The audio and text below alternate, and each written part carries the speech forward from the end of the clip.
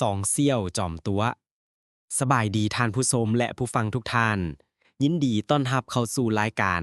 เล่าเรื่องมวลๆมื้อนี้ข้ากับเจ้าจะพาท่านไปพบกับสองเซี่ยวจอมตัวที่บ่มีไผย้อมไผ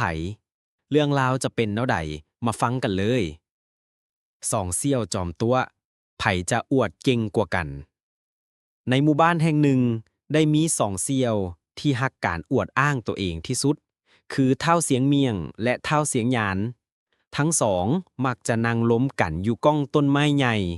แล้วแข่งกันตัวเรื่องต่างๆที่บ่มีไผเสือมือหนึ่งเสียงหยานได้ย่างเข้ามาหาเสียงเมียงด้วยท่าทางอวดองค์เสียงหยาน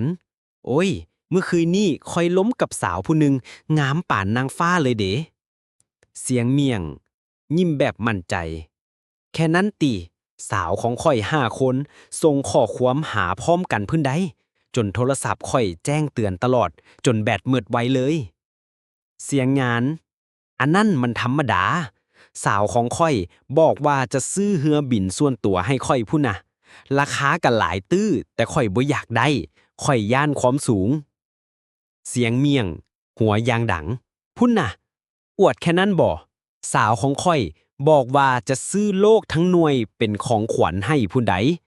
แต่ค่อยก็บ่เอาค่อยย่านโลกหมุนไว้เกินไปย่านเป็นลมเสียงยานตกใจอันนั้นก็ยังน้อย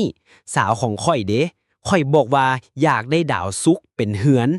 สาวของค่อยบอกว่าจะไปเก็บดาวเสาร์ที่อยู่ไกลๆมาให้เสียงเมียงยกมือขึ้น2 เบื้องแล้วเอาไปวางไว้บอนบ่าของเสียงยาน อย่าฟ้าวมื้อนี้พอก่อนเฮาบ่อยากตัวหลายเดี๋ยวปากจะกว้างกว่าหน้า